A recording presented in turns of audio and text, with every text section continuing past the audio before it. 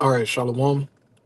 I want to start off as always, man, by giving all praises and glory unto Yahweh, Bahashim and Washai, Bahashim, Racha HaKodash. That is unto the apostles, the elders, and the bishops of Great Millstone. I want to send much love into the brothers out there doing this work of truth and sincerity. And I also want to send peace and blessings unto the believers of the hopeful elect. And in this morning's lesson, I pretty much want to do a response onto a few videos I saw these past couple of days concerning you women. All right. Some brothers been giving advice to you women. Some brothers have been rebuking you women, which is advice as well.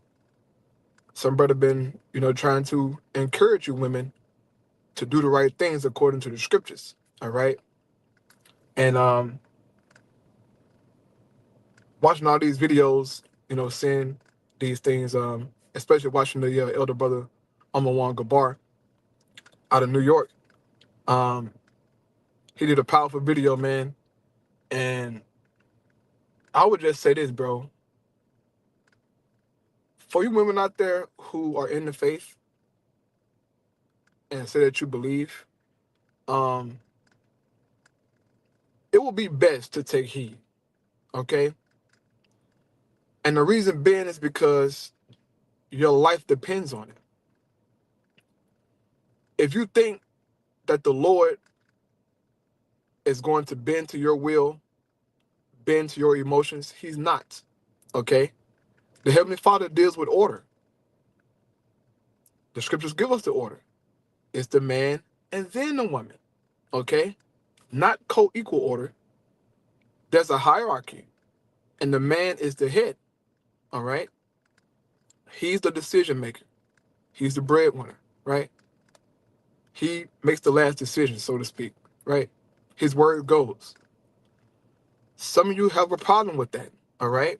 And if you're coming out of the world, sister, that's fine, okay? Because we all have our own troubles, right? But a lot of you are not truly addressing your problems, okay? You're not addressing what's really wrong with you, okay? And that's that feminist trash that you've been taught since a child, okay? I grew up around a lot of female cousins, okay? I heard the advice that was given as a young child. I mean, as like, 4, 5, 6, 7, 8, 9. I mean, I've heard what the older women told them, okay? Even before they started having sex and, and dealing with boys, liking boys, I heard the advice that was given to them, man. And ultimately, it was to be a whore, to play the field, talk to all of them, girl. You ain't got to, this, that, and the third. Don't let no man tell you what to do, yada, yada, yada. That's what you've been told for the most part, okay? On top of watching television, being influenced by certain influencers, you know, all this trash. And you have been programmed to be that way, right? And so when you come into the faith, it's a shocker to you because it's not about you and your feelings and your wants. See, in the world, it's about the woman. And the truth is about the man. It's about you too, right? Because you have your role to play. But ultimately, it's about the Israelite man. When you read the scriptures, the focus is on the Israelite man. A lot of you have a problem with that, okay? And it's the curses, as I said, we all deal with things, man. But some of you sisters out there really have a problem with humbling your soul and being obedient to the word, man, as if it's taking something from you, right? You act as if obedience to your man or being respectful to a brother, who's preaching and whatnot, you act as if it's taking something from you, as if it's hindering you from growing or something. It's not. Them demons in your mind telling you, don't worry about them. You're a black woman. You're strong, That's a damn sickness, man.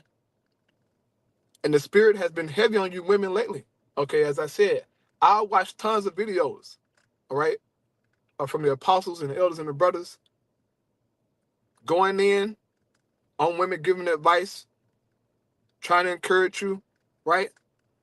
Or right now, the Apostle Heart doing a live show right now on the woman. So obviously the Spirit is saying something to you women, man. Obviously something big might be coming down the pipe to where your living situation and how things are right now could change drastically, okay? A lot of you, you're hesitant to go get with a brother, and I can understand partially, because you don't know him, right? You don't know us like that. Well, you do know us. No, I'm saying you know us as in, us preaching and whatnot.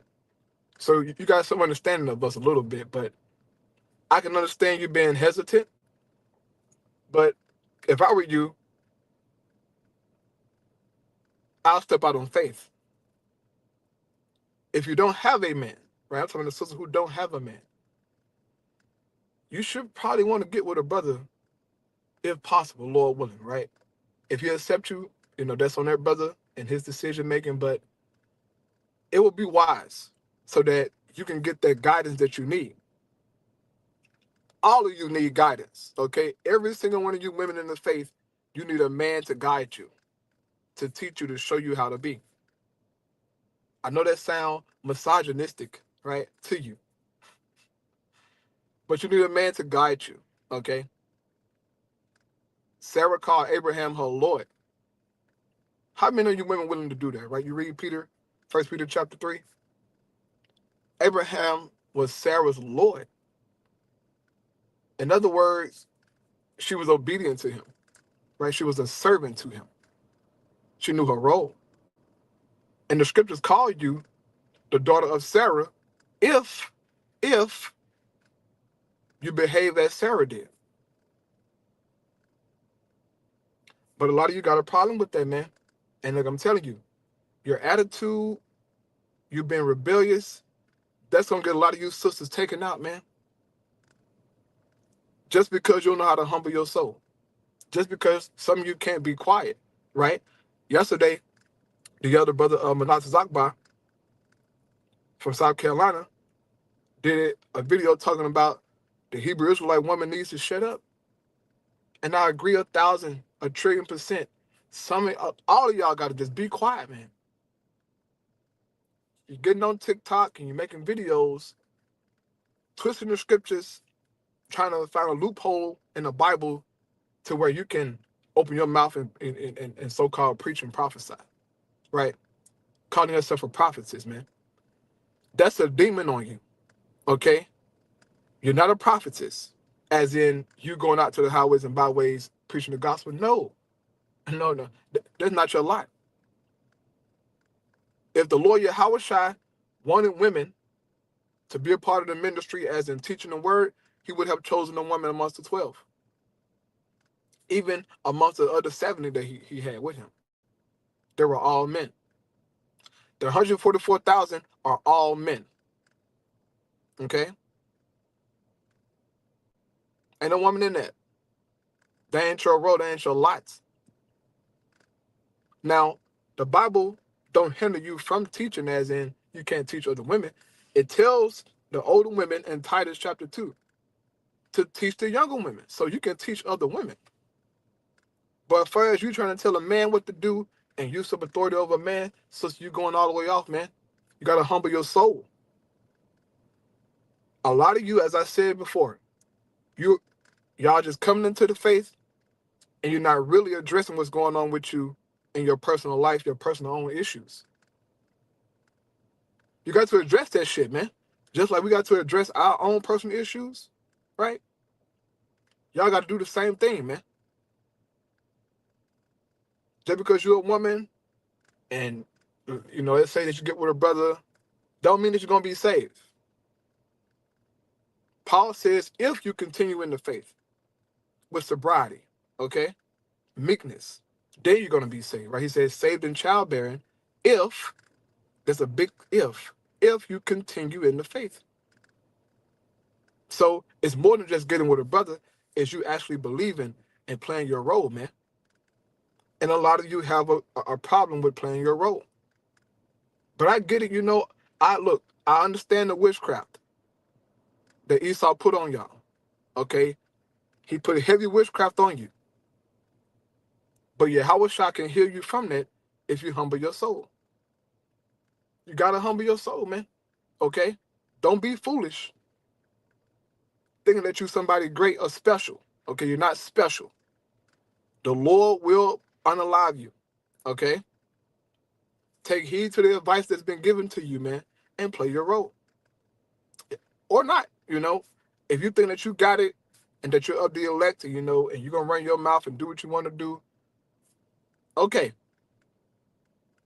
But don't say nothing when the Most High God put you in the dirt. Me personally, I believe something big is coming down the line. Like something that's gonna be drastic here in Babylon the Great. And a lot of you sisters out there are gonna be put in very difficult situations to where you're gonna have to make a difficult choice, right? Which should be difficult for you, but guess what? Some of you gonna try to ride out Babylon until the very end, okay? Some of you gonna try to ride Babylon all the way to the last minute, and then, oh hey brother, that's what you're gonna do. I can almost guarantee it, man. Y'all gonna ride Babylon until it collapses, and then you're gonna try to reach out. But it might be too late for a lot of y'all, man. It might be too late. It best to get in order now, okay? It best to reach out and help and do what you can do for the ministry now. A lot of you not even helping out the ministry, bro. A lot of you just, you know, shalom, hey, Khan, yep, that's it. You don't try to pay no tithes. You don't try to help out the nearest camp that's close to you. Brothers don't even know who you is. You ain't try to bring no water by the camp, nothing. You ain't try to make no garments. You ain't try to cook, nothing. Just saying shalom, cheerleading. Okay? That's not going to be enough. You got to do what the scriptures say to do, man. All right? So I'm going to close out with that, man. Just some little advice there. You women, you got to address your own issues, man. Go pray to the Lord and then make the change. Okay? Go pray to the Lord in faith. Then make the necessary changes. All right? And if you are sincere, the Lord already know. Okay? He already know if you're sincere or not anyway. Okay? But it would be wise, man. It would be wise to take heed unto the advice that the apostles and the elders and the brothers are giving you and get yourself together. Right? So I'll close out with that. Lord willing, it was edifying. All praise Yahweh, Shem, Shabbat, Shem, Chakadash, Shalom.